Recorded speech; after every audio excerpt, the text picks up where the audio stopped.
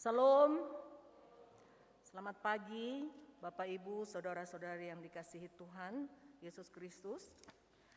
Presbiter bertugas mengucapkan selamat datang dan selamat beribadah di hari Minggu ke-6 Prapaskah. Kiranya kesetiaan beribadah kita merupakan ungkapan syukur nyata melalui hidup persekutuan yang membawa berkat bagi kita dan sesama. Pelayan firman dalam ibadah ini adalah Pendeta Lydia Tandirerung MTH. Beliau adalah Ketua STT Intim Makassar. Saudara-saudara jemaat, saya undang kita sekalian bangkit berdiri untuk menyambut kehadiran Tuhan melalui firman-Nya yang hadir di tengah-tengah kita.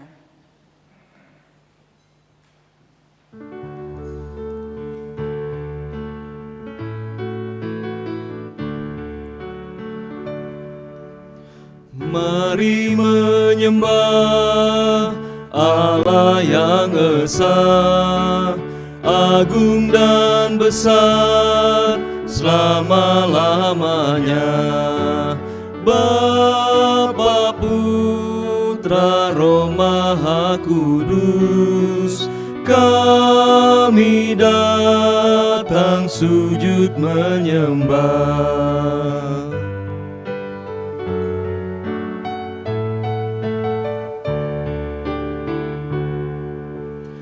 Mari menyembah Bapa Pencipta, agung dan besar selama-lamanya. Kaulah Allah Alfa Omega, kami datang sujud menyembah.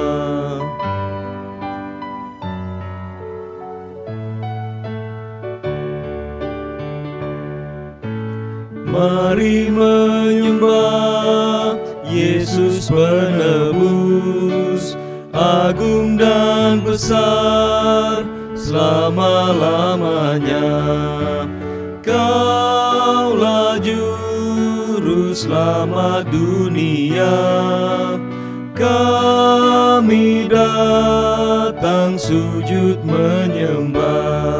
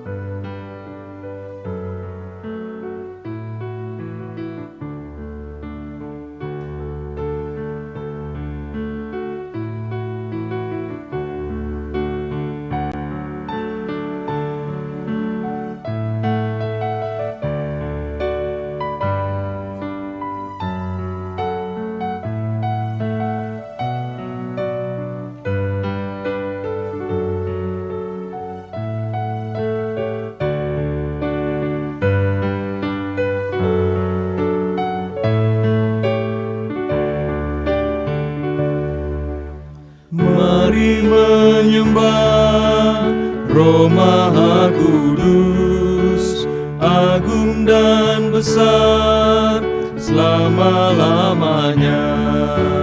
Kau penuntun umat manusia, kami datang sujud menyembah.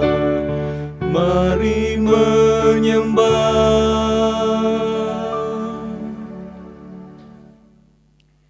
Shalom, jemaat yang dikasihi Tuhan, dengan hati yang rindu dan siap, Kita menyatakan bahwa pertolongan kita adalah dalam nama Tuhan yang menjadikan langit dan bumi.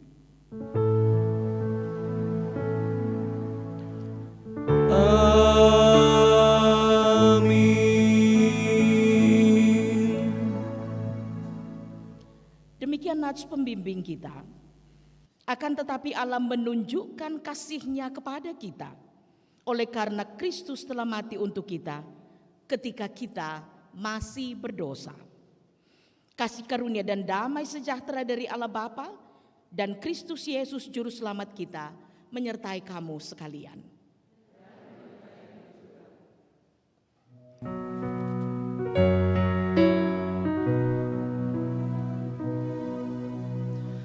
Kasih dari Tuhanku membuatku bertelut.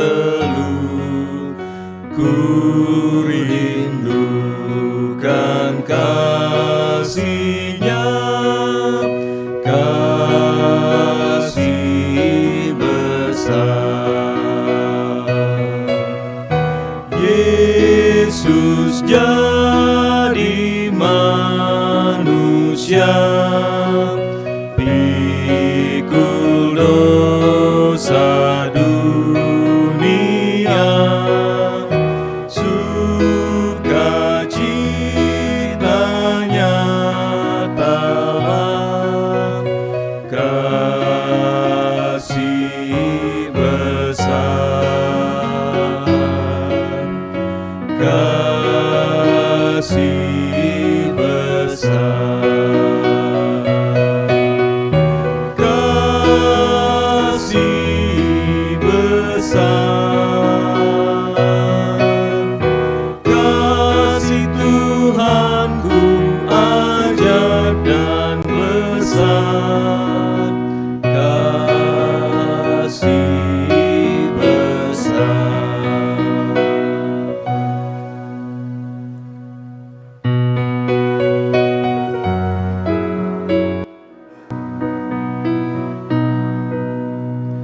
Mari datang padanya, kau yang berbeban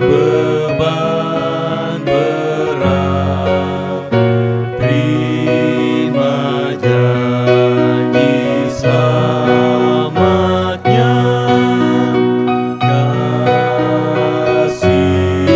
besar. Yesus panggil dirimu,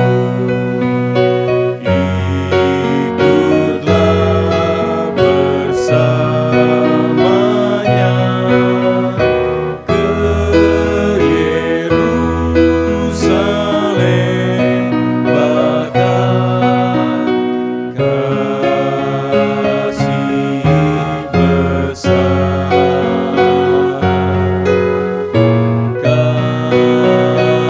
kasih besar,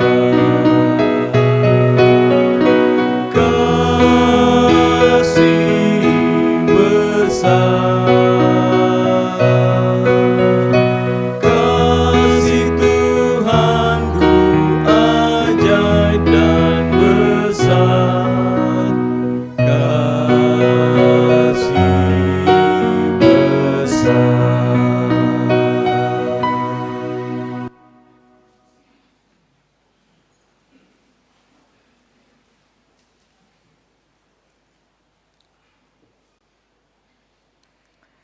Saudara-saudara jemaat yang dikasihi Tuhan, mari dengan kerendahan hati kita mengaku dosa-dosa kita.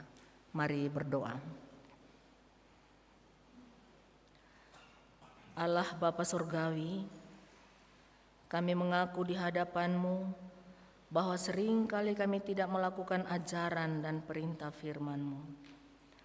Seringkali kami saling membenci dan saling menjatuhkan. Seringkali kami tidak bersungguh hati dalam melakukan tugas dan tanggung jawab kami. Kami gagal dalam tugas pelayanan sebagai suami, istri, orang tua, dan anak-anak.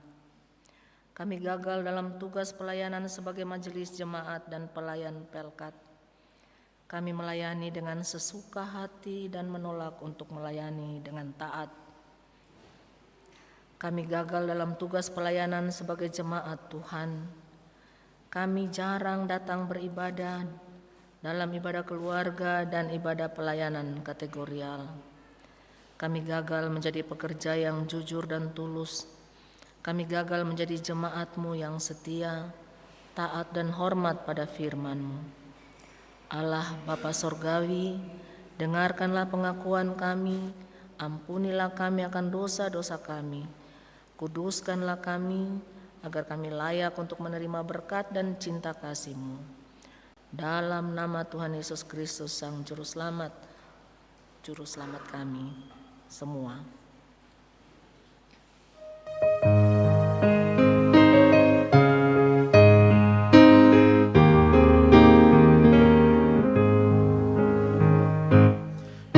Dosamu dihapuskan, jadi putih dan bersih. Dosamu dihapuskan, jadi putih dan bersih. Meskipun merah bakar bisi, kan diputihkan. Dosamu dihapuskan, dosamu dihapuskan, jadi putih dan bersih, jadi putih dan bersih.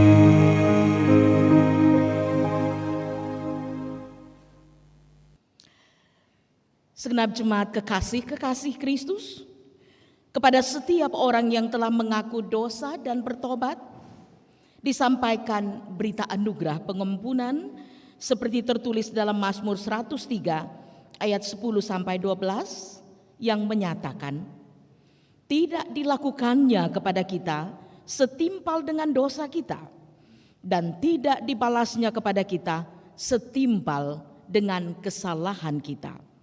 Tetapi setinggi langit di atas bumi, demikian besarnya kasih setianya atas orang-orang yang takut akan Dia. Sejauh timur dari barat, demikian dijauhkannya daripada kita pelanggaran kita.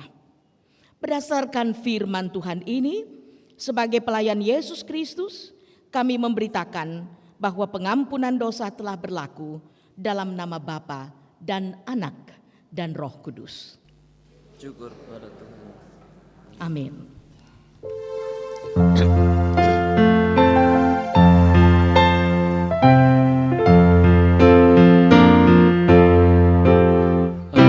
Ajaib benar anugerah, membaru hidupku.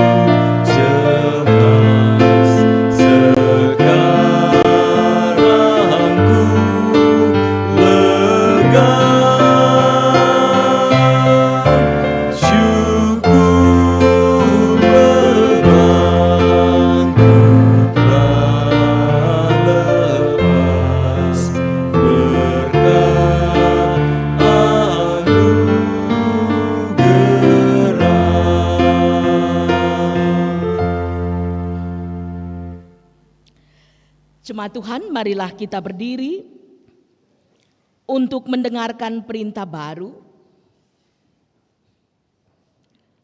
Perintah hidup baru, sebagaimana tertulis dalam Yohanes 15 ayat 12-13 yang menyatakan, inilah perintahku, yaitu supaya kamu saling mengasihi.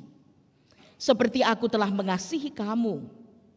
Tidak ada kasih yang lebih besar daripada kasih seorang yang memberikan nyawanya untuk sahabat-sahabatnya.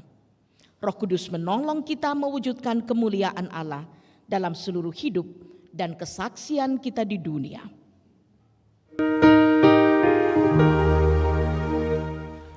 Kemuliaan bagi Bapa, Putra, dan Roh Kudus, seperti semula, kini dan terus, dan kekal selama-lamanya. Amin.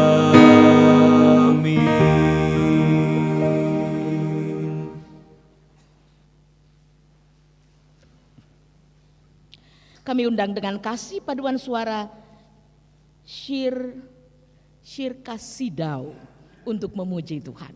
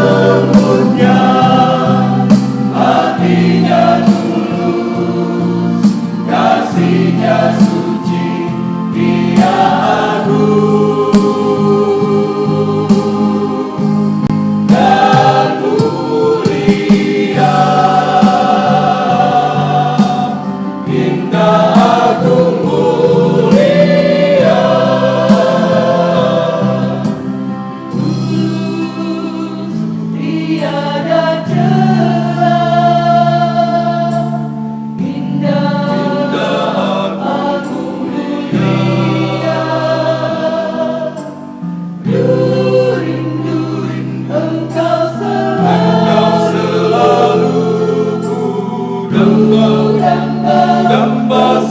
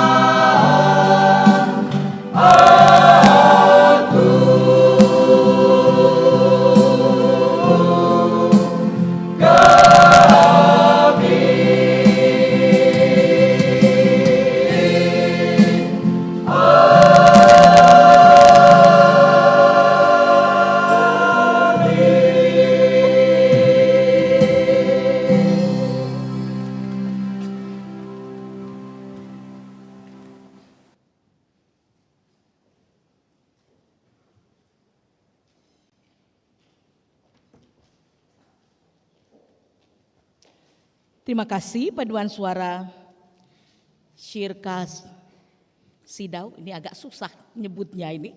Tentu ada makna tersendiri ya. Terima kasih, Tuhan memberkati. Jemaat yang dikasihi Tuhan, bersama-sama kita akan disapa oleh kebenaran firman Tuhan. Karena itu mari kita mempersiapkan diri dan mempersiapkan pembacaan kita yang pada hari ini terambil dari Yunus pasal 4 ayat 6 sampai dengan ayat yang ke-11.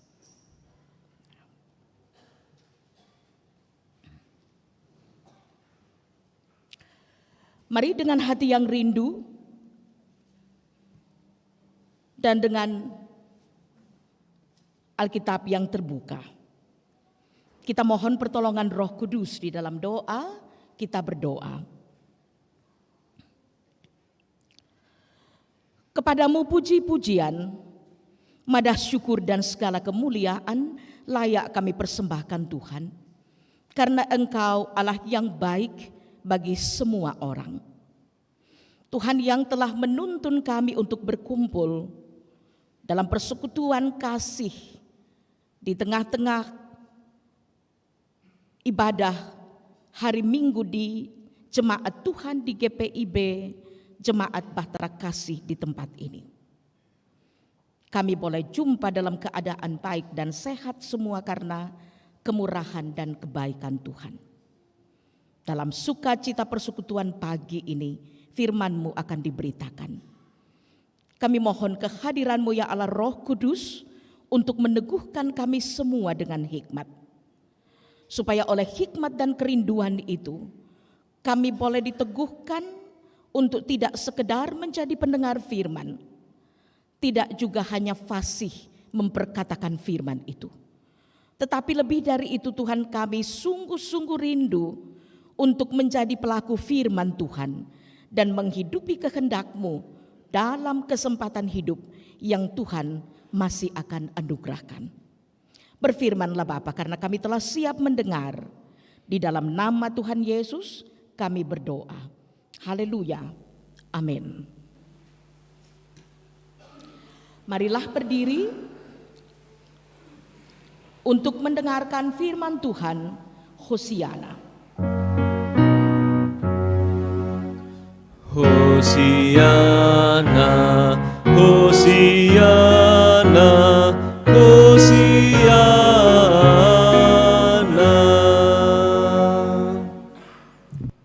Firman Tuhan hari ini dalam Yunus pasal 4 ayat 6 sampai 11 yang menyatakan, lalu atas penentuan Tuhan Allah tumbuhlah sebatang pohon jarak melampaui kepala Yunus untuk menaunginya, agar ia terhibur daripada kekesalan hatinya. Yunus sangat bersukacita karena pohon jarak itu. Tetapi keesokan harinya, ketika fajar menyingsing, atas penentuan Allah, datanglah seekor ulat yang menggerek pohon jarak itu sehingga layu. Segera sesudah matahari terbit, maka atas penentuan Allah bertiuplah angin timur yang panas terik, sehingga sinar matahari menyakiti kepala Yunus. Lalu rebalah ia lesu dan berharap supaya mati, katanya, lebih baiklah aku mati daripada hidup. Tetapi berfirmanlah Allah kepada Yunus, layakkah engkau marah karena pohon jarak itu? Jawabnya, selayaknya lah aku marah sampai mati.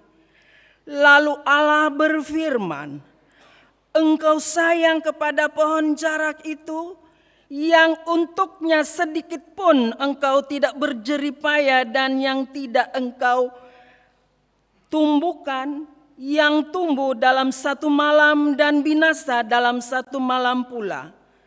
Bagaimana tidak aku akan sayang kepada Niniwe, kota yang besar itu yang berpenduduk lebih dari 120.000 orang, yang semuanya tak tahu membedakan tangan kanan dari tangan kiri dengan ternaknya yang banyak.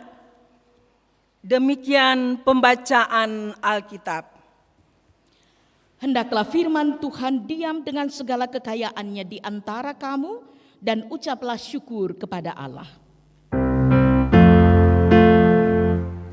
Kepadamu puji-pujian, pada syukur dan segala kemuliaan, ya Bapa, Putra, Roh Kudus, sampai kekal abadi.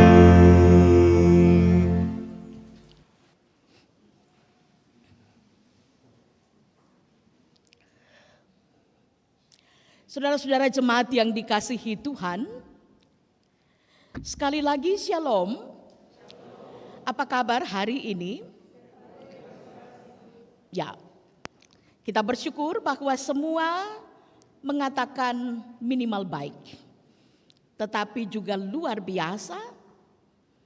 Dan tentu kita mengungkapkan itu karena kita merasakan keadaan yang benar-benar demikian. Amin ya. Hari ini saudara-saudara, tema yang diangkat dalam renungan kita adalah mereka juga disayang Tuhan. Satu judul yang kemudian mengingatkan saya pada satu lagu yang saya kira ada satu lagu rohani populer yang sering kita nyanyi. Tetapi ungkapan sayang itu lebih kita klaim sebagai ungkapan pada diri kita. Apa lagu itu kira-kira? Lagu yang sedikit didangdutkan. Sayang, sayang, disayang. Nanti mungkin paduan suara bisa nyanyi ini. Aku disayang Tuhan, aku diangkat jadi anaknya. Nanti pekerjaan rumah untuk melanjutkan. Ini menarik saudara bahwa kita memakai kata aku disayang Tuhan. Dalam perhadapan dengan tema kita hari ini, mereka juga disayang Tuhan. Apa yang mau dikatakan oleh firman Tuhan pada hari ini terkait dengan kita bersama-sama sedang memasuki minggu-minggu Prapaskah. Dalam tradisi gereja berkembang dua, baik itu minggu Prapaskah biasa juga kita sebut dengan minggu sengsara.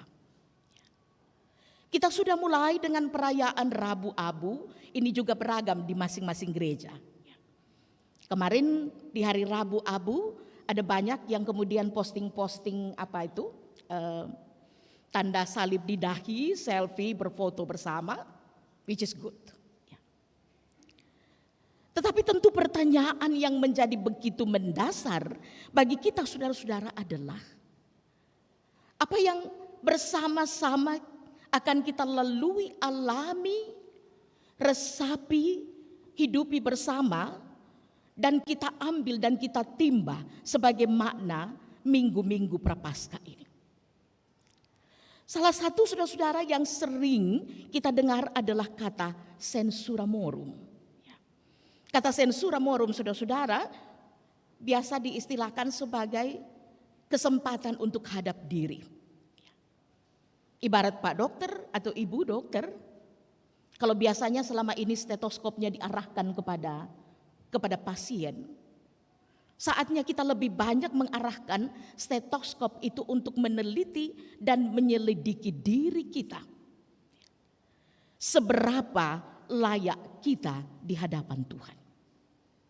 Seberapa kehidupan kita sudah berkenan kepada Tuhan?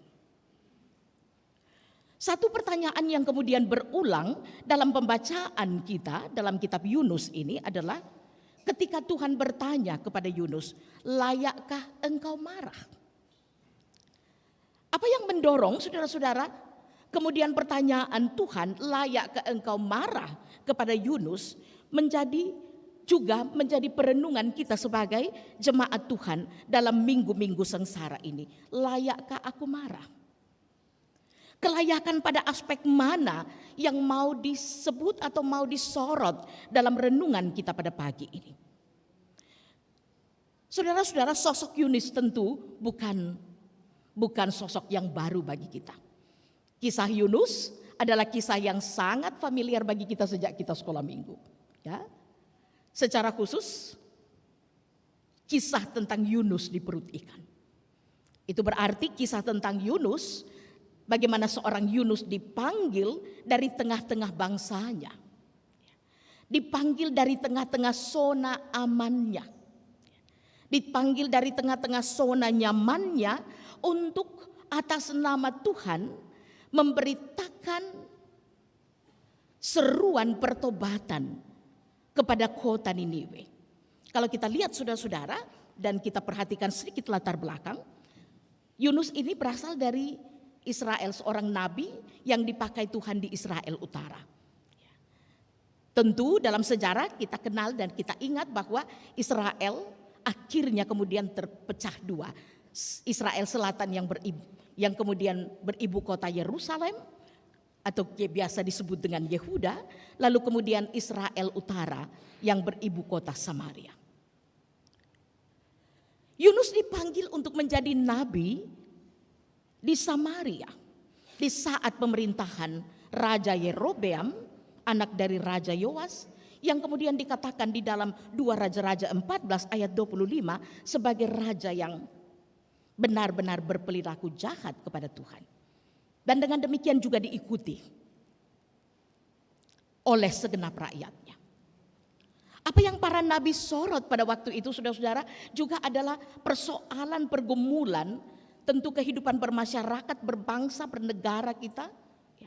Tetapi juga secara ke dalam keluarga dan jemaat kita. Kalau kita bikin sedikit spesifik. Terjadi krisis moral di tengah-tengah kehidupan berbangsa. Terjadi krisis sosial. Terjadi krisis rohani. Seorang nabi Tuhan yang dipanggil untuk menyerukan seruan pertobatan di tengah-tengah bangsa seperti itu, saudara-saudara, saya kira akan menjadi capek. Mungkin ini juga menjadi pengalaman tentu para hamba Tuhan. Ketika kemudian memberitakan, menyampaikan, memberikan nasihat, lalu kemudian menunggu apakah ada respon pertobatan, pembaharuan hidup. Syukur-syukur kalau kemudian tidak secara langsung dijawab ketika kita menasehati dan kemudian dijawab, yo ngomong saja Ibu Pendeta, ngomong saja Pak Penatua. Ya siapa juga yang melihat perkara di ujung cakrawala. Ketika anak-anak kita mungkin dinasehati,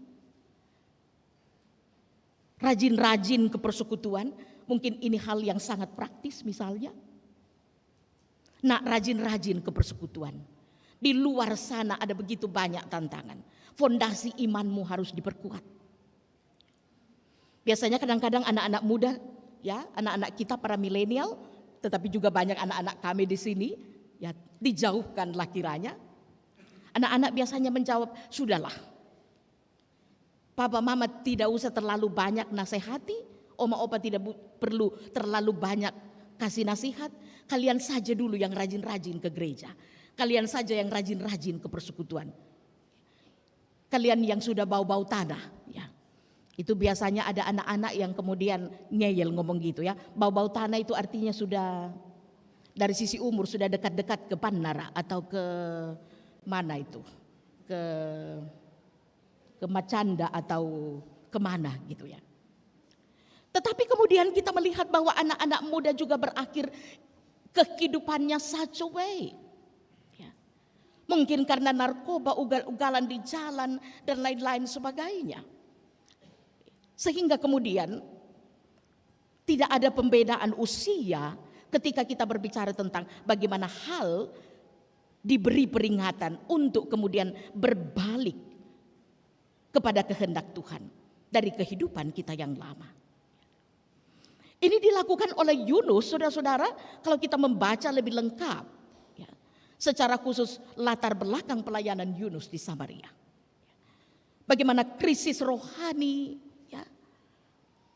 bangsa Israel di Samaria pada waktu itu tidak lagi mengandalkan Tuhan sebagai sesembahan tunggal dalam kehidupannya. Mereka sudah mulai mengalihkan hati kepada dewa-dewa lain. Saya kadang-kadang mungkin dalam konteks kita sekarang kadang-kadang saya mengambil contoh, ya kami dari Toraja biasanya ada bagian-bagian tertentu di mana kalau anak-anak mau berangkat untuk merantau atau cari kerja di luar, biasanya malam-malam, ya malam sebelumnya ada kebaktian, pendeta datang, ya minimal penatua datang untuk berdoa. Lalu besoknya ketika ya nama anak laki-laki di Toraja itu Tato mau berangkat, biasanya Papa lalu kemudian mengatakan, selamat jalan nak, selamat berjuang di perantauan. Ya lengkap dengan logat E-nya ya. Selamat berjuang di perantauan. Tuhan memberkati engkau, tapi simpan-simpan kau saja ini. Biasanya ada bungkus-bungkus merah yang sudah ditiup-tiup oleh orang pintar. Lalu dia bilang simpan-simpan kau saja ini, jadi ya istilah dalam bahasa Toraja itu perinding-rinding kale. Artinya jadi benteng-benteng diri. Ya. Seolah-olah mau mengatakan Tuhan berkati kau di perantauan, andalkan Tuhan Yesus. Tapi kalau Tuhan sudah tidak mampu untuk memberkati kau, untuk melindungi dan menjaga kau, ini masih ada cadangannya. Ya. Kita hidup di era di mana ada begitu banyak andalan, cadangan alternatif dalam kehidupan kita sebagai orang percaya. Mungkin juga popularitas, jabatan, materi, uang dan lain-lain sebagainya. Belum lagi krisis moral yang terjadi di tengah-tengah bangsa Israel. Dan juga tentu bagaimana media sosial memperhadapkan kita pada realitas ini di zaman-zaman ini. Medsos setiap hari ya memperhadapkan kita pada istilah-istilah baru. Pelakor, apalah semuanya itu, ya, yang kemudian mengindikasikan bagaimana keluarga-keluarga Kristen sedang rapuh dalam hal kesetiaan. Krisis sosial, bagaimana para pemimpin masyarakat, bukan hanya para pemimpin masyarakat, tetapi para pemimpin agama juga menjadi orang-orang yang tidak lagi memperhatikan hak-hak dari para janda dan anak yatim pada waktu itu diceritakan dalam latar belakang. Yunus mengatakan bahwa berbaliklah. Tetapi misi Yunus pada waktu itu untuk membuat orang Israel berbalik kepada Tuhan dari kejahatan mereka, akhirnya diperberat lagi untuk sebuah misi yang justru mengantar Yunus untuk kembali, untuk keluar dari zona amannya. Minimal itu tentu bukan zona aman dan zona nyaman, tetapi minimal bahwa itu tidak dalam lingkup Israel Utara. Yunus disuruh untuk berangkat ke Niniwe, lalu kemudian terjadilah kisah yang tentu kita sangat akrab ya. Tetapi kemudian kita melompati kisah itu. Bagaimana kisah Yunus harus dibuang karena angin yang begitu gelombang, ombak yang begitu keras, dan dicari siapa kira-kira yang menjadi pembawa keadaan ini terjadi. Lalu kemudian terjadilah kisah Yunus di perut ikan.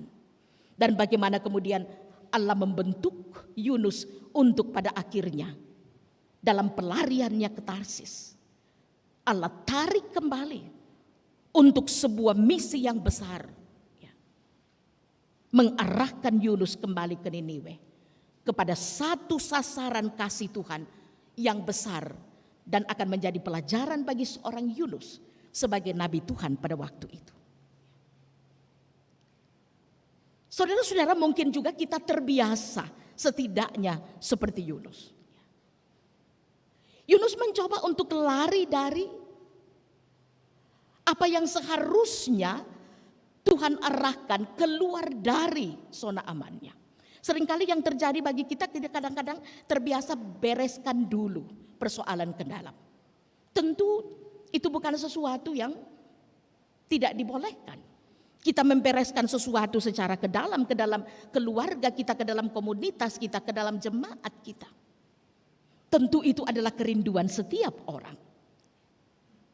Tetapi pada saat yang sama saudara-saudara, seberapa kita siap untuk diutus keluar, peduli dengan realitas di sekitar kita. Yunus sedang berada pada posisi itu dalam rencana baik Tuhan dan rancangannya bagi orang Niniwe. Bangsa lain yang kemudian diklaim sebagai bangsa yang seharusnya dalam egoisme bangsa Yahudi pada waktu itu, dan tentu saja dalam hati kecil Yunus, seorang Nabi Yunus, tidak terlalu perlu diperhatikan. Cukup membereskan dulu bangsa Israel sebagai bangsa pilihan Allah. Dan apa yang dikatakan oleh perikop pembacaan kita tadi, saudara-saudara, ini menjadi menarik. Pada pasal 3 dikatakan, setelah Yunus berbicara kepada orang-orang Niniwe, kita bisa skimming saja sebentar, artinya kita baca cepat di situ. Kalau ya tentu nanti pembacaan yang lengkap bisa dilakukan, tetapi judulnya adalah pertobatan Niniwe. Raja Niniwe turun dari tahtanya memerintahkan rakyatnya untuk melakukan perkabungan. Kata perkabungan ini juga sementara adalah bagian dari bagaimana kita sebagai jemaat di minggu-minggu sengsara ini Tuhan panggil untuk betul-betul melakukan sensura morum. Seberapa kelayakan kita di hadapan Tuhan. Baik dari sisi sesuatu yang mungkin tidak bisa dilihat oleh orang-orang di sekitar kita. Pikiran kita, hati kita. Tetapi juga saudara-saudara mengevaluasi tutur kita, perilaku kita, kepekaan dan kepedulian kita. Kembali ke tengah-tengah pembacaan kita saudara-saudara, ironisnya bahwa Niniwe bertobat. Itu judul dari pasal 3 ya kalau kita baca tadi. Niniwe bertobat.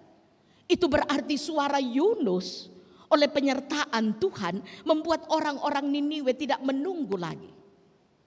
Suara Yunus menjadi efektif. Suara Yunus didengar. Tetapi ironisnya saudara-saudara, Niniwe bertobat. Apa ironisnya di sini? Niniwe bertobat tapi apa saudara? Kalau kita baca dalam pasal 4 ini, sebenarnya apa yang harus dilakukan oleh Yunus adalah bersukacita atas pertobatan Niniwe. Amin. Ya. Tetapi yang terjadi sebaliknya, Niniwe bertobat tetapi Yunus menjadi marah. Kita tidak membaca, kita hanya membaca mulai dari ayat 6 tadi, tetapi kita bisa scroll up. Ini sudah terbiasa kita main scroll down, scroll up ya. Scroll up sedikit pada ayat yang keempat di situ. Ya. Allah menyesal, lalu kemudian membatalkan penghukuman beratnya kepada Niniwe. Ya. Tetapi apa yang Yunus katakan, Tuhan, cabutlah kiranya nyawaku karena lebih baik aku mati daripada aku hidup. Lalu Tuhan mengatakan, layakkah engkau marah? Tetapi Yunus belum menangkap apa yang Tuhan mau katakan pada waktu itu. Kira-kira saudara-saudara kenapa Yunus marah? Apa istilah dalam masing-masing bahasa kita kalau marah? Ya, kalau kami dalam bahasa Toraja, muengkeo. Ya. Kira-kira Tuhan mengatakan, kenapa ngana meraju? Ya. Layakkah engkau marah? Kenapa justru Yunus kemudian tidak sukacita menyambut pertobatan Niniwe? Yunus tidak ikhlas. Kenapa Tuhan tidak hukum saja Niniwe? Untuk tiba pada titik itu, Yunus merasa sudah terlalu banyak memberikan pengorbanan. Dan saudara-saudara, menarik bahwa cara Tuhan tidak berhenti sampai di situ. Dan ini juga rindu untuk kita kaitkan bahwa tahapan-tahapan minggu sengsara, minggu-minggu prapaskah ini akan menjadi waktu yang tepat bagi kita saudara-saudara untuk sungguh-sungguh melihat bagaimana Tuhan membentuk kita menjadi pribadi yang lebih terbuka di hadapan Tuhan. Tetapi pada saat yang sama juga membangun kerinduan kita untuk menjadi berkat bagi sesama. Ya. Yang kemudian akhirnya bermuara pada pembaharuan hidup dari kita semua. Apa yang menjadi cara Tuhan menyadarkan Yunus pada waktu itu? Ini kata yang tidak terlalu sering muncul dalam Alkitab, tetapi ini menarik dipakai sebagai judul perikop ya. Mari kita baca sama-sama judul perikop ini, boleh kita scroll up sedikit. Ya. Kita mulai baca sama-sama, 3. Yunus belajar menginsyafi bahwa Allah mengasihi bangsa-bangsa lain. Kita tidak terlalu sering membaca terjemahan kata insyaf di sini. Tetapi insyaf, saudara-saudara, kita pahami sebagai kesadaran. Ya. Apa yang Tuhan lakukan adalah Yunus akhirnya sedikit keluar kota, lalu mengambil tempat di sebuah bukit. Ya. Dia mendirikan sebuah pondok kecil di situ, tentu sambil merenung. Ini bagian dari sensura morum dari Yunus segera setelah percakapan pertamanya dengan Tuhan. Ya, pada bagian pertama dari perikop pembacaan kita tadi.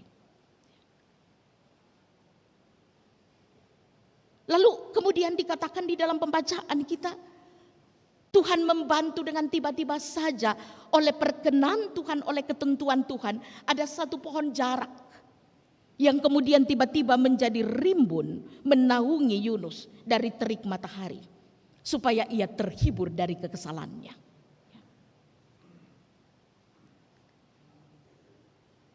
Tetapi keesokan harinya ketika fajar menjelang, kemudian Tuhan izinkan juga ada ulat yang kemudian datang memakan pohon jarak itu, lalu kemudian akhirnya menjadi layu dan mungkin setelah itu gundul, lalu kemudian angin panas bertiup dan akhirnya Yunus kembali berada dalam suasana yang tidak nyaman.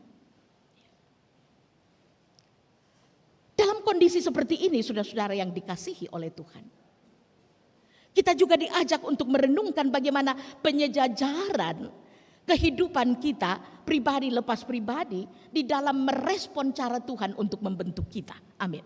Ya. Cara Tuhan untuk membentuk kita, saudara-saudara, sebagai anak-anak Tuhan yang seringkali, kalau kita mau meminjam istilah insyaf ini, kurang insyaf. Ya. Kita menjadi orang-orang yang seringkali cepat marah, cepat menjadi protes, ya. Tidak ikhlas ketika kita melihat kenyataan bahwa ada orang-orang yang nampaknya peri kehidupannya tidak terlalu baik dibandingkan dengan kehidupan kita. Tetapi kenapa mereka seolah-olah kehidupannya menjadi lebih sejahtera? Ataukah justru saudara-saudara juga ketika kita berhadapan dengan realitas-realitas, kenyataan, berhadapan dengan mungkin mereka yang dalam tanda kutip masyarakat sebut sebagai sampah masyarakat.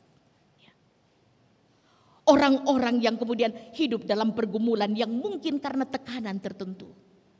Mereka tidak bisa menghadapi, menjalani kehidupan sebaik kehidupan yang kita jalani. Di mana posisi kita sebagai anak-anak Tuhan? Di mana respon kita sebagai anak-anak Tuhan kepada kondisi-kondisi seperti itu. Termasuk mereka saudara-saudara yang mungkin terhadapnya kita terlalu cepat menghakimi. Kata penghakiman ini saudara-saudara kemudian kita ingat ya pada waktu orang banyak datang membawa seorang perempuan yang kemudian dilaporkan kedapatan bersinah. Lalu orang banyak datang membawanya kepada Yesus. Lalu kemudian siap-siap untuk mengatakan dia kedapatan bersinah, kita mau rajam dia. Tetapi apa yang Tuhan Yesus katakan saudara kepada orang banyak pada waktu itu? Silahkan siapa yang merasa tidak berdosa, silahkan pertama-tama melemparkan batu kepada perempuan ini. Selain tentu pada fakta bahwa ada yang seringkali bertanya kalau kedapatan ya. Kedapatan berzina itu berarti ya mestinya ada laki-lakinya juga yang datang dibawa bersama gitu ya. Tetapi yang datang dibawa hanya perempuannya. Seringkali saudara-saudara dalam kondisi ini kita menjadi orang-orang yang terlalu cepat menghakimi. Ya. Sehingga ya, dari sikap tidak ikhlasnya Yunus itu, kemudian Tuhan kembali bertanya dan berdialog dengan Yunus. Apa yang membuat engkau marah? Layakkah engkau marah? Kenapa engkau marah? Karena pohon jarak yang terhadapnya kau tidak melakukan apa-apa. Ini sepenuhnya adalah karyaku, karya Tuhan. Tetapi karena ketika pohon jarak ini mati, itu mengusik kemapananmu, mengusik kenyamananmu, sehingga engkau marah. Dan merajuknya Yunus, saudara-saudara, kemudian dikatakan di situ, layaklah aku marah sampai mati. Ya. Tetapi apa yang Tuhan katakan kepada Yunus, ya, bagaimana tidak aku sayang kepada Niniwe, kota yang besar itu. Meskipun mereka bukan bagian dari bangsa pilihanku, bangsa Israel. Tetapi bangsa yang aku ciptakan, yang kemudian tidak bisa membedakan antara tangan kiri dan tangan kanan. Ini adalah kata simbolik untuk mengatakan yang tidak bisa membedakan yang mana yang baik, yang mana yang jahat. Sementara engkau merasa sayang pada pohon jarak yang engkau sama sekali tidak terlibat dalam penciptaannya, di dalam menumbuhkannya. Saudara-saudara, pesan ini menjadi penguatan kepada kita, tetapi sekaligus menjadi tantangan bagi kita pada saat-saat ini. Bagaimana kita diajak untuk benar-benar terpanggil keluar dari zona aman kita. Untuk menyaksikan saudara-saudara bahwa sungguh baik kita maupun orang-orang di luar sana yang mungkin selama ini, saya amat yakin bahwa jemaat tidak sedang menjadi pelaku itu. Mungkin selama ini kita sekedar pandang dengan sebelah mata. Mungkin karena latar belakang kehidupannya. Mungkin karena kedudukan sosial dalam masyarakat. Mungkin karena keadaan mereka sebagai korban dari berbagai ketidakadilan di tengah-tengah masyarakat. Orang-orang yang berada di bawah intimidasi, yang tidak mampu untuk bangkit dengan kekuatan mereka sendiri. Atau orang-orang yang selama ini kita pahami sebagai orang-orang yang tidak layak menjadi sasaran penyelamatan Allah. Kita terpanggil saudara-saudara pada hari ini untuk mengatakan kita semua, termasuk mereka juga, siapapun itu, adalah sasaran kasih karunia Allah. Orang-orang yang kepadanya sola gratia, semata karena anugerah Allah mengaruniakan berkat atas mereka. Sehingga kita tidak layak untuk menjadi hakim bagi mereka. Saya kira fenomena ini juga belakangan menjadi begitu marak ya, dalam kasus Verdi Sambo belakangan di TV, dan bagaimana respon masyarakat netizen terhadap itu. Bagaimana kita terpanggil untuk benar-benar membangun sukacita dalam ketulusan untuk menyambut pertobatan dan pembaharuan hidup dari mereka yang selama ini mungkin saja ya, kita tidak punya upaya apa-apa. Tetapi seringkali bahwa pembaharuan dan perbaikan kehidupan mereka itu mengusik kita. Karena mungkin setelah itu mereka akan menjadi kompetitor ya. Mereka akan menjadi pesaing kita. Sehingga karena ego kita, lalu kemudian kita tidak ikhlas dengan mungkin peningkatan kehidupan ekonomi keluarga mereka dan sebagainya. Bagaimana orang-orang yang berbeda dengan kita? Saya pernah ya bahwa mereka yang di luar sana juga Tuhan sayang. Seringkali kita membangun prasangka, prejudis kepada orang-orang yang mungkin saja kita pandang mereka tidak layak menjadi sasaran karya penyelamatan Allah. Saya pernah dengar cerita teman dari Manado. Katanya ada seorang teman Arnold di Manado yang datang yang mau ke Makassar. Lalu kemudian seorang temannya bilang, Arnold, ngana mau kemana? Kita mau pergi Makassar. Maaf kalau ada nama Bapak Arnold atau Ade Arnold di sini ya. Hati-hati, ngana mau pergi ke Makassar. Ingat 4 hal. Itu orang-orang di Makassar. 1, Islam. 2, kasar. 3, suka bawa badik. 4, suka tikam orang dari belakang.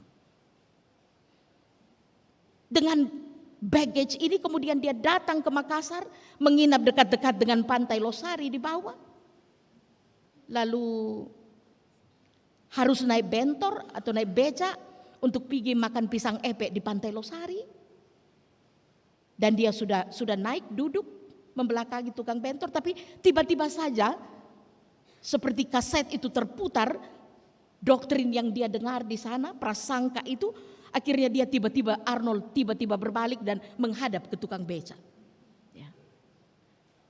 Tukang beca ini dengan tulusnya bilang, oh maaf Pak, salah duduk tak, menghadap ke depan ki. Lalu akhirnya Arnold mengatakan, kita so tahu ngana pe otak. Ya. Sekali kita menghadap ke depan, ngana tikam dari belakang, mengaku ngana. That's the power of prejudice. Seringkali kita berprasangka kepada orang-orang dan menjadi hakim kepada orang lain. Sehingga kita tidak terbuka untuk membangun relasi yang baik dengan mereka. Kita terpanggil hari ini untuk belajar dari bagaimana Tuhan membentuk Yunus.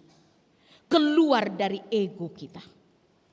Keluar dari kepentingan diri kita sendiri. Dari ketidakrelaan kita untuk melihat kesuksesan orang lain. Transformasi dan pembaharuan orang lain. Pertobatan orang. Kita dipanggil untuk tidak menjadi penghalang bagi orang lain untuk datang kepada pertobatan dan pembaharuan hidup di dalam Tuhan. Seringkali justru karena sikap kita sehingga orang tidak tiba pada titik itu. Bagaimana kita menjadi bagian dari support system, kekuatan yang mendukung, mengambil bagian dalam proses saudara-saudara kita, baik itu di tengah-tengah keluarga kita, di tengah-tengah jemaat kita. Orang-orang di sekitar kita, meskipun mereka kita anggap berbeda dalam berbagai aspek. Supaya oleh kekuatan dari Tuhan, dalam topangan Roh Allah sendiri, kita bisa tuntun mereka untuk bersama-sama merasakan kasih, karunia dan anugerah Tuhan. Sehingga pencapaian-pencapaian kehidupan mereka juga membawa sukacita bagi kita. Dan bersama-sama kita menghidupi panggilan untuk menjadi berkat bagi dunia ini. Kiranya Tuhan menolong kita semua untuk masuk ke dalam minggu-minggu Prapaskah ini dengan semangat Sensura Morum. Kerinduan untuk dibentuk oleh Tuhan supaya kita menjadi berkat bagi banyak orang. Bahwa anugerah Tuhan tidak hanya untuk kita. Mereka juga disayang Tuhan, siapapun mereka. Terpujilah nama Tuhan, sama-sama kita katakan amin. Ya.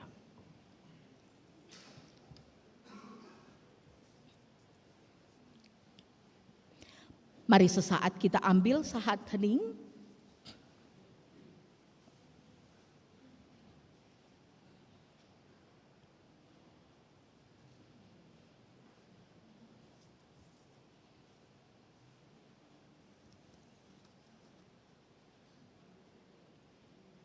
Dalam dunia penuh kerusuhan.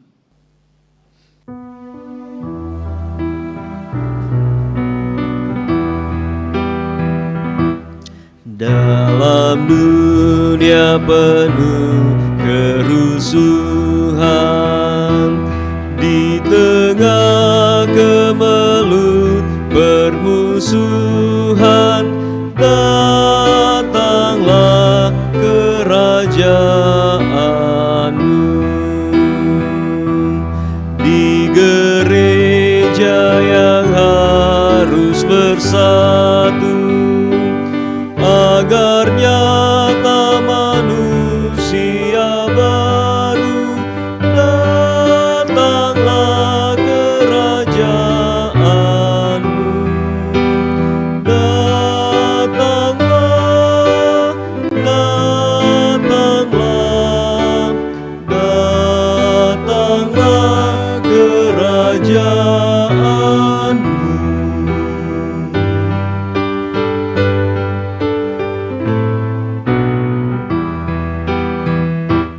Dalam hati dan mulut dan tangan, dengan kasih, dengan kebenaran, datanglah kerajaan-Mu.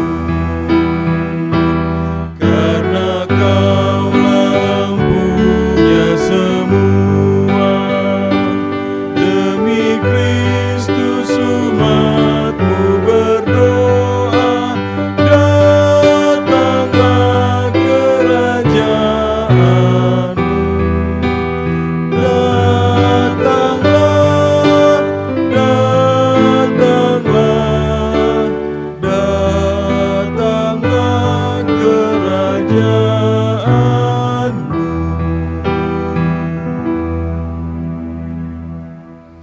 Jemaat, mari berdiri.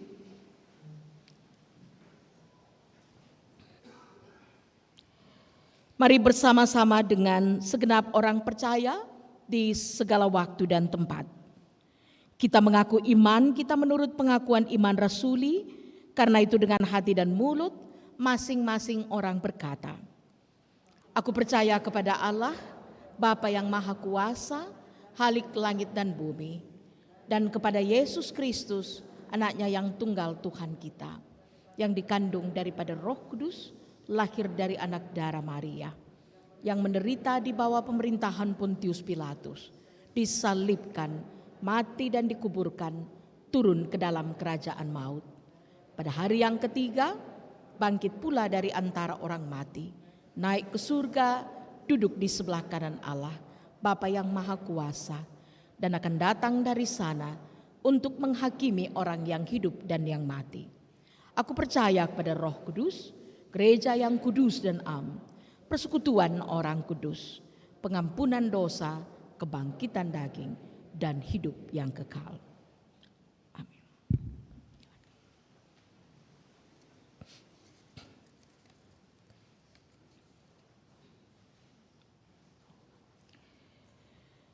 Saudara, mari bersatu dalam doa syafaat. Kita berdoa. Ya Tuhan, kami sungguh bersyukur bahwa Tuhan berkenan kami boleh disapa oleh firman-Mu. Dan biarlah oleh kekuatan Roh Kudus kami diteguhkan untuk berkomitmen menjadi pelaku firman. Menjadikan kehidupan kami sebagai berkat bagi banyak orang. Rindu untuk keluar dari zona aman kami, untuk menjadi berkat bagi saudara-saudara kami di luar sana. Supaya kami boleh menjadi alat di tangan Tuhan untuk menyatakan bahwa Tuhan mengasihi dan menyayangi mereka, apapun keadaan mereka. Biarlah seutuhnya ibadah kami pada hari ini Tuhan, puji-pujian kami, secara khusus persembahan hidup kami, boleh naik ke hadapan hadirat Tuhan sebagai persembahan yang kudus dan berkenan kepadamu. Dan bersama-sama dengan tutur kata kami, perilaku kami, pelayanan kasih kami, kiranya Tuhan pandang ini semua sebagai ibadah kami yang sejati. Kami mohon lawatan-Mu bagi kehidupan anak-anak-Mu yang Engkau himpunkan di tengah-tengah jemaat-Mu di tempat ini Tuhan. Biarlah Tuhan terus memberkati kehidupan keluarga dan rumah tangga masing-masing kami. Biarlah ada di sana ada sukacita dan damai sejahtera senantiasa. Dan dari dalamnya Engkau utus kami untuk menjadi berkat bagi lebih banyak orang lagi. Berkati pekerjaan anak-anak-Mu Tuhan, ajar kami untuk mempersembahkan kinerja kami yang terbaik. Berkati berbagai usaha anak-anak-Mu, supaya melalui semuanya Tuhan boleh mengalirkan berkat-berkat-Mu limpah senantiasa. Kami berdoa bagi anak-anak kami, kaum muda kami. Biarlah mereka boleh bertumbuh menjadi anak-anak muda yang sungguh mengasihi Tuhan. Anak-anak muda yang tekun dalam perjuangan studi dan kerja mereka. Yang semakin hari semakin dewasa untuk mengamini bahwa masa depan mereka sungguh ada dan gemilang di dalam Tuhan. Kami berdoa Bapa di surga, teruslah berkati pelayanan di tengah-tengah jemaat-Mu di GPIB Jemaat Bahtera Kasih di sini. Berkati hamba-Mu para pendeta bersama keluarga, para penatua, para diaken, para pengurus pelkat, kepanitiaan, tim di tengah-tengah jemaat.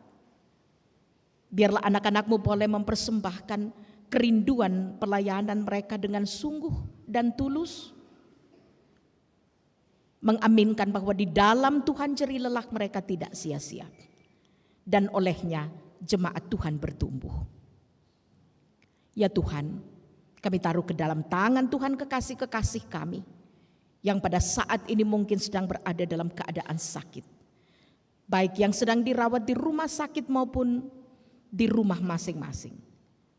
Teruslah berkati semua perawatan medik. Berkati semua asupan obat dan makanan, pelayanan kasih keluarga. Sehingga melalui semua itu, di dalam kuasa Tuhan Yesus Sang Tabib yang ajaib, mereka dapat pulih kembali dan kembali mengambil bagian di tengah-tengah kehidupan berjemaat bersama-sama dengan kami. Terima kasih Bapa, kami taruh ke dalam tangan-Mu kehidupan berbangsa dan bernegara kami. Teruslah beri hikmat kepada pemerintah kami dan semua pihak yang turut mengelola kehidupan berbangsa dan bernegara. Biarlah mereka sungguh-sungguh berpikir dan bertindak bagi kesejahteraan rakyat. Sehingga rakyat dan bangsa Indonesia boleh mengalami keadaan yang lebih baik, lebih adil, lebih sejahtera, dan nama Tuhan dimuliakan. Terima kasih Bapa. Inilah doa kami. Dan ketika masih ada kerinduan dari anak-anak-Mu, dengarkan kiranya kami dalam kerinduan pribadi kami masing-masing.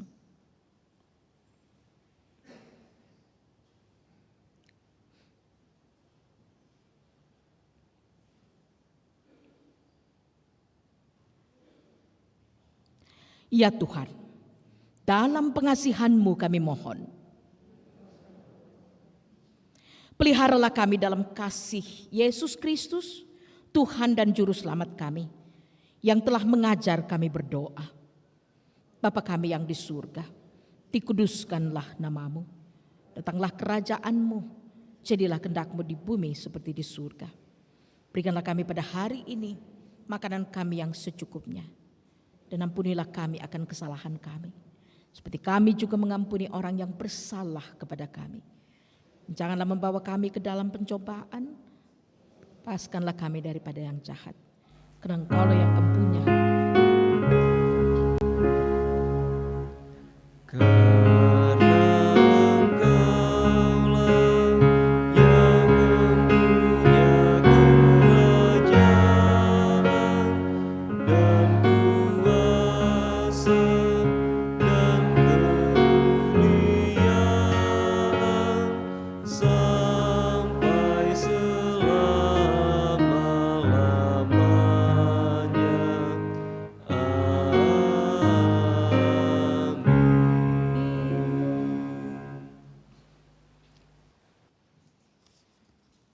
Kembali kami mengundang paduan suara Syirka Sidau untuk memuji Tuhan.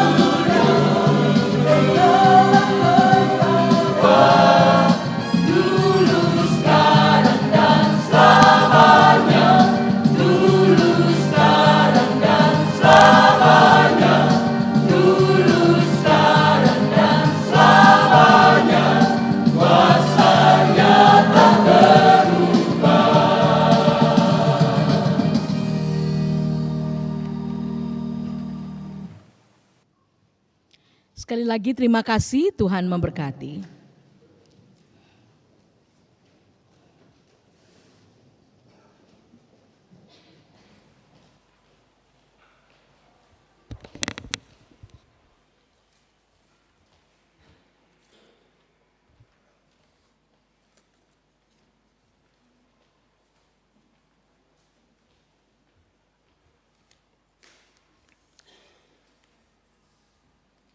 Jemaat yang diberkati Tuhan, marilah kita menyatakan syukur kepada Tuhan dengan memberikan persembahan, dengan mengingat pesan Alkitab dalam 2 Korintus 9 ayat 7 yang menyatakan, hendaklah masing-masing memberikan menurut kerelaan hatinya, jangan dengan sedih atau karena paksaan, sebab Allah mengasihi orang yang memberi dengan sukacita. Berdasarkan firman Tuhan itu, marilah kita sampaikan dengan penuh hormat dan sukacita persembahan kita kepadanya. Tuhan memberkati saudara dan persembahan saudara. Disampaikan kepada seluruh warga jemaat bahwa dalam ibadah minggu akan dijalankan pundi 3, khusus memakai pita pada jam ibadah saat ini untuk mendukung kegiatan pelayanan Paskah 2023 dengan baik. Mohon kerelaan warga jemaat untuk maksud tersebut di atas partisipasinya diucapkan terima kasih. Kita menyanyi dari Gita Bakti 77, bait pertama dan kedua, persepuluhanmu.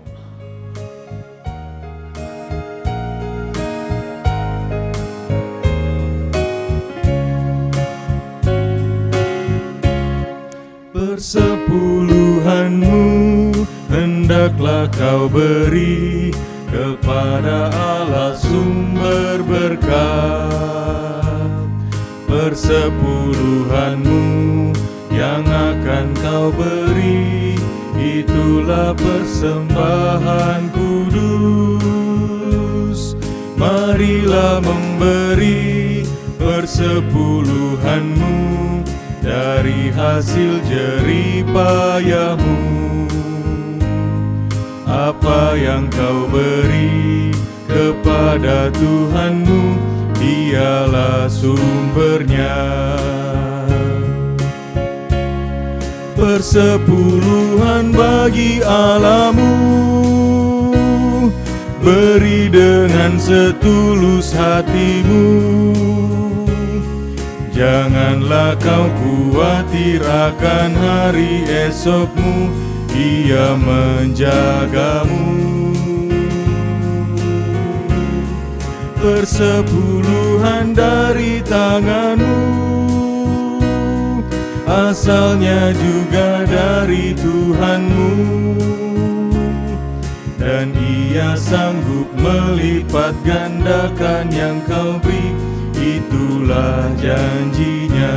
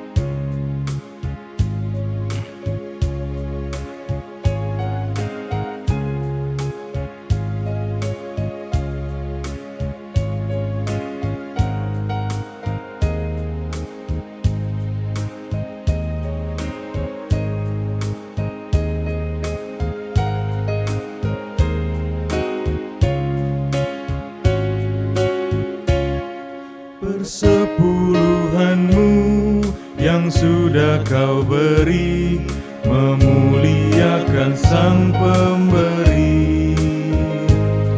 Persepuluhan-Mu yang sudah kau beri, menjamin hidup sesamamu. Persepuluhan-Mu yang sudah kau beri, menjadi akta di hidupmu. Percayalah teguh, Tuhan Sang Pemberi menjamin hidupmu. Persepuluhan bagi Allahmu, beri dengan setulus hatimu. Janganlah kau khawatir akan hari esokmu, Ia menjagamu. Persepuluhan dari tanganmu, asalnya juga dari Tuhanmu, dan Ia sanggup melipat gandakan yang kau beri, itulah janjinya. Jemaat yang diberkati oleh Tuhan, mari berdiri untuk menyerahkan persembahan syukur kita kepada Tuhan. Ya Allah, Sang Sumber berkat, kami bersyukur atas berkat kehidupan dan kecukupan hidup yang sudah Tuhan berikan kepada kami. Sebagai tanda syukur kepadamu, kami telah memberikan persepuluhan dan persembahan. Terimalah persembahan kami ini, dan berkenan Engkau memberkatinya untuk dipakai bagi pelayanan yang mewujudkan kasih dan keadilan bagi gerejamu dan juga sesama kami. Di dalam nama Tuhan Yesus Kristus kami berdoa. Amin. Jemaat silakan duduk kembali.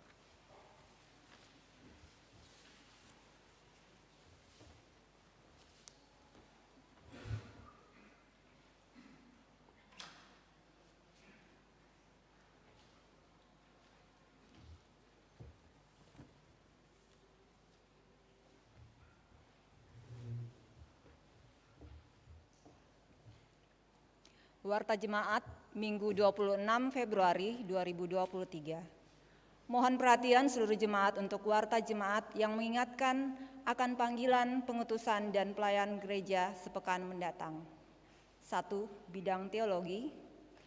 Majelis Jemaat GPIB Jemaat Batra Kasih mengucapkan terima kasih kepada pelayan firman Pendeta Lydia Tandirerung, pelayan liturgis Majelis Jemaat Batra Kasih, pemandu lagu Saudara Ray Peter dan Bapak Semi Makaleo, persembahan pujian paduan suara Sir Kasidah, organis Bapak Eki Rumbu, produksi siaran tim multimedia, pengawas protokol kesehatan, Satuan Tugas Taktis Adaptasi Kebiasaan Baru, Satgas AKB. Atas pelayanannya pada hari ini dan jam ini, Tuhan memberkati. Dan jumlah jemaat yang hadir 143 orang, laki-laki 51, perempuan 92. Ibadah gabungan Pelkat PT 12 sektor. Hari Minggu tanggal 26 Februari 2023, waktu pukul 11 WITA, tempat gedung gereja GPIB Batra Kasih, pelayan firman Pendeta Nancy Laklang, organis dan pemandu lagu tim musik Pelkat PT. Mohon kehadiran pelayan dan anak layan Sekpol 1 sampai dengan 12 dalam ibadah tersebut. Ibadah Pelkat PKB. Ibadah Pelkat PKB GPIB Jemaat Batra Kasih akan dilaksanakan pada hari Jumat, tanggal 3 Maret 2023, waktu pukul 19.30 sampai dengan selesai. Pelayan firman Pendeta Jen Mailisa Watimena, liturgis Bapak Estepanus Padi dan Bapak Frederick Tondombala.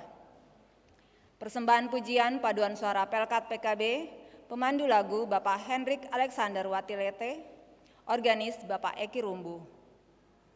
Untuk itu dimohon kehadiran anggota Pelkat PKB dalam ibadah tersebut.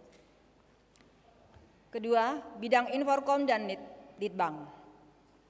Sidang Majelis Jemaat disampaikan kepada seluruh majelis di sektor pelayanan 1 dan 2 sampai 12 dan BPPJ bahwa sidang Majelis Jemaat triwulan 3 Oktober sampai dengan Desember PKA 2022-2023 akan dilaksanakan pada hari Kamis tanggal 2 Maret 2023, waktu pukul 18 WITA, tempat GKP 2, lantai 1.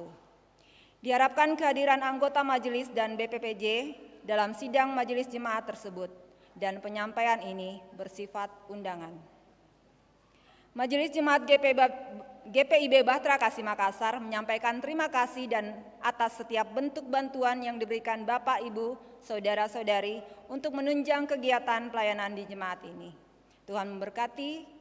Makassar, 25 Februari 2023, Pelaksana Harian Majelis Jemaat. Penatua Alexander W. Rumbu, Ketua 5, Penatua Imelda Letlora, Sekretaris 2.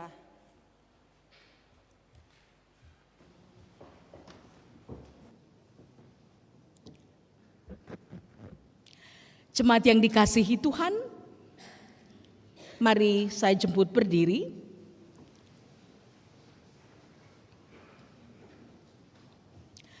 Pergilah dengan damai sejahtera Tuhan ke dalam kehidupanmu sehari-hari dan lakukanlah firman Tuhan yang telah saudara dengar.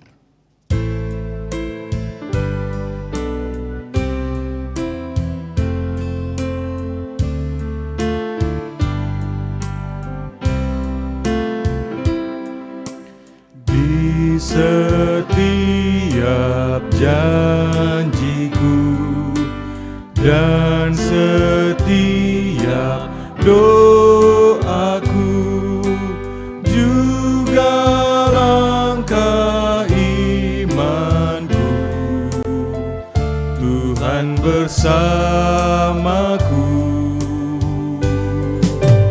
Tiap gunung ku tempuh, harapanku pun teguh. Rahmat Tuhan beserta, hanya anugerahnya. Tuhan beri anugerahnya,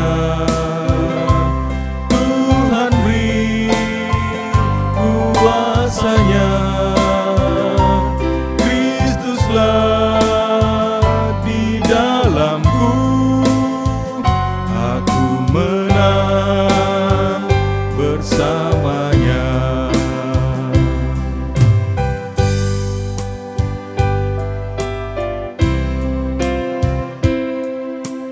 Tiap jiwaku rengkuh, tiap hatiku sentuh, ku bagikan damainya, karena anugerahnya. Air mata pun reda oleh sabda kasih-Nya. Tiap duka hilanglah karena anugerahnya. Tuhan beri anugerahnya, Tuhan beri kuasanya.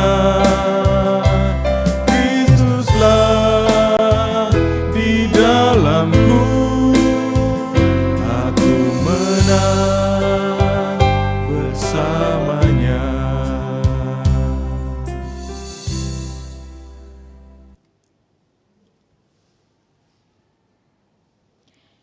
Saudara, arahkanlah hati dan pikiranmu kepada Tuhan, serta terimalah berkat-Nya. Tuhan memberkati engkau dan melindungi engkau.